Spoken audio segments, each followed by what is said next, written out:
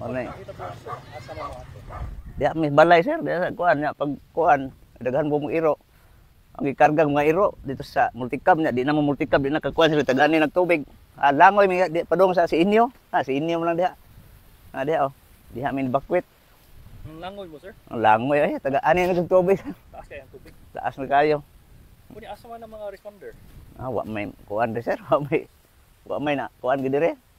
Asa man gikan ang tubig? Na may kuan na sir kang sapa diha. Ni awas sir ba iyang riprap na kuan na bulhang na.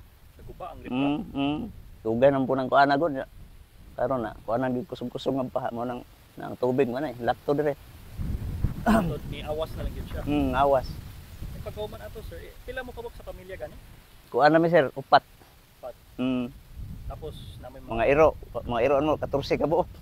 Daghan na ko ninyo mga iro. Daghan kay. Kunya, kumusta man mga iro?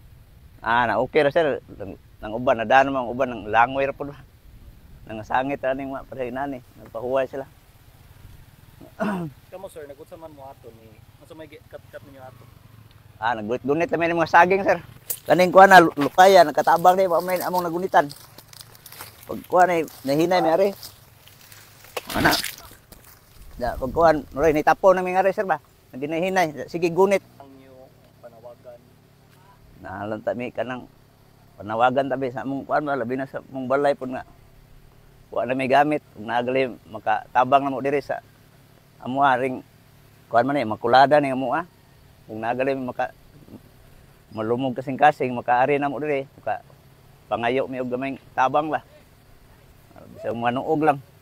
Yo na gaminuog, balik-balik na sila pira ni kadlaw. Labaw slinaw.